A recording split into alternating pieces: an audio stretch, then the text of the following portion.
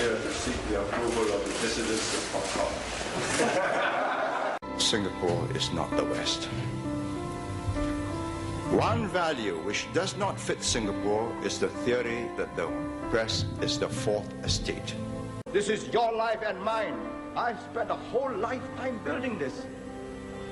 And as long as I'm in charge, nobody's going to knock it down. You see, the whole of my adult life,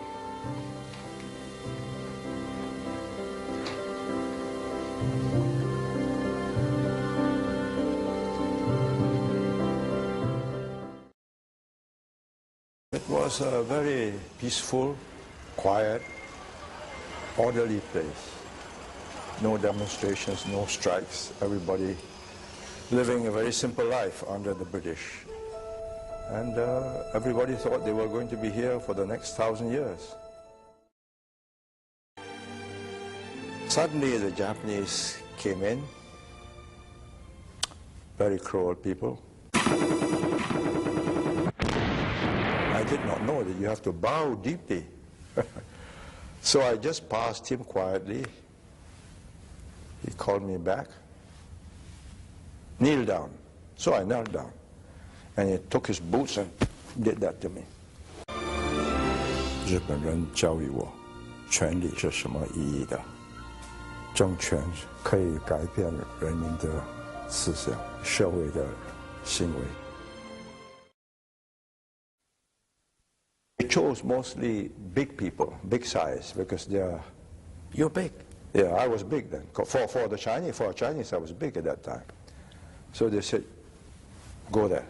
So I said, I have left my clothes behind. I did not feel good. So they allowed me to go back. So I stayed for 2 days.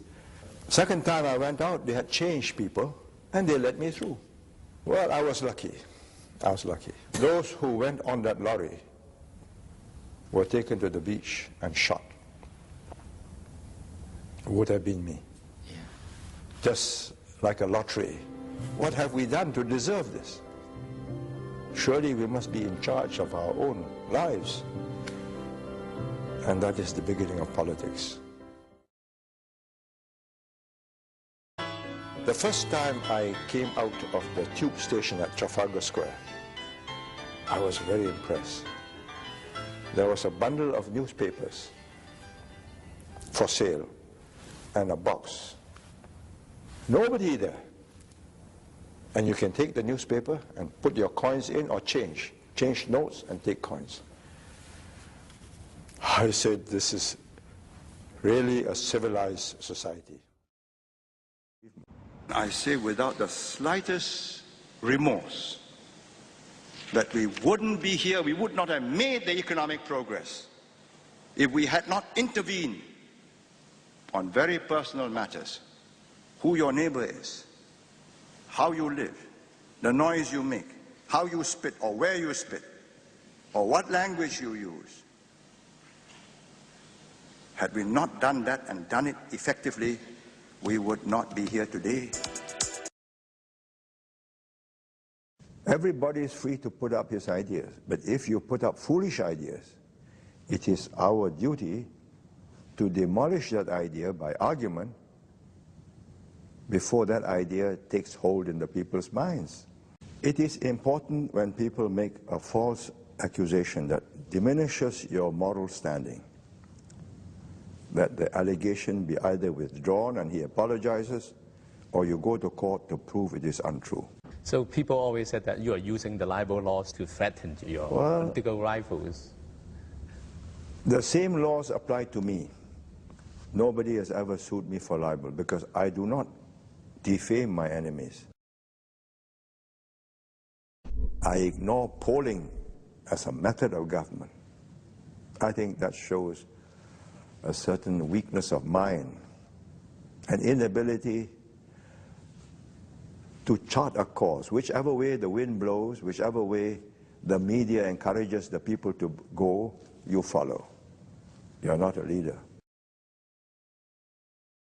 If you keep on mocking your leader and poking fun at him every day, and he has no right of reply, it is very difficult for him to command your respect.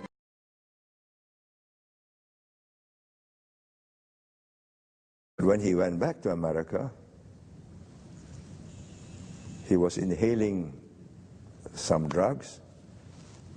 He fought his father and beat up his father. So who was right? Their soft methods or our firmer methods? To get good government, you must have good men in charge of government.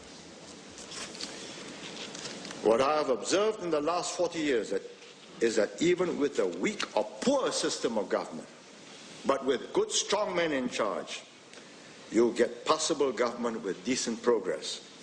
This is not administration doing a job. This is entrepreneurship on the political stage, on a national scale. We changed the complexion of Singapore. That help you. 要巧大实地，解决问题要找一个实际的、务实的办法，那就是我所要做的事。如果要钱，不要参政。你一旦给人家收买，就卖出去你的命运，你的政治命运就完了，你的前功尽去。So if she takes favors, get business from people and do them favors, it will affect me. So she was very careful. Because even without doing bad things, people say bad things about you. So we have to be careful.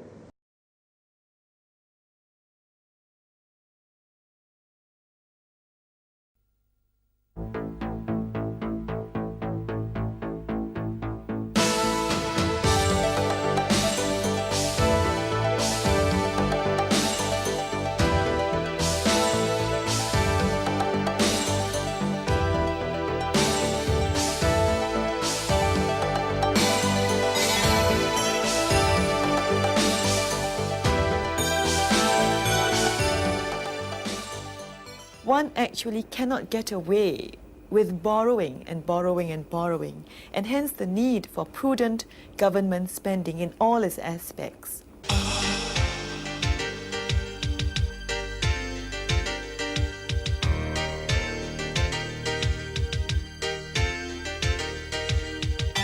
Singapore is a small, open economy, a city-state with no natural resources. So I think that first and foremost, it is a realization of what Singapore is and of the constraints of being a small city-state with no natural resources. The constraint is that there is a very small domestic market. Hence, there is a need actually to export our goods. There is a need, in a sense, to make use of what the world can offer in terms of markets, technology, capital, and so on, and hence an openness to foreign technology, to foreign capital, even to foreign professional workers to come here to work. The second aspect, I think, is that because of the fact that we are so small, we have in many ways only one resource ultimately, and that's our people. So to realize that human resource development and education is probably the most important fundamental factor in Singapore's economic development. The third aspect is, I think, with regards to government policy and government spending, and that is the fact that one actually cannot get away with borrowing and borrowing and borrowing, and hence the need for prudent government spending in all its aspects. So I would say that these would be the three fundamental factors accounting for Singapore's economic success. Today, it's the most densely populated state in the world. In 1819, when the British set up a trading post on the island, they found a settlement of 150 here, and wild animals roaming its jungles and marshes. It was made a free port, trade flourished, and since independence in the late 50s, this multicultural community of Singaporeans has carefully nurtured and developed its legacy as an international focal point of business and trade. Singapore has always been strategically placed. It has, after independence, under a very, I think, skillful leadership of the Singapore government, Lee Kuan Yew in the first place, they have succeeded to take advantage of this geographic position. Plus, that they have realized that the economy of Singapore will be much more quickly developed if you concentrate on creating possibilities for exports, not like many other poor countries in the past decided to try to change their economy to substitute imports by own domestic industries. Singapore has always been outward-looking, wanting to facilitate trade over the borderlines. Singapore is one of the most ardent spokesmen for free trade in the world. There are practically no tariffs in this country. This liberal approach is complemented by a disciplined society. It isn't by chance, for example, that Singapore is one of the cleanest cities in the world. Throwing so much as a cigarette end away can lead to a hefty fine. Other laws restrict smoking, gambling, chewing gum, and the right to strike. Legislation has also helped the authorities come to grips with a previously rampant narcotics problem. Possessing and selling morphine or heroin can today lead to the death sentence. The goal is such that anything that stands in the way, chewing gum or ethnic problems or whatever, will be very sternly dealt with. I think, again, all these regulations and so on will have to be understood in terms of the overall philosophy of state before individual.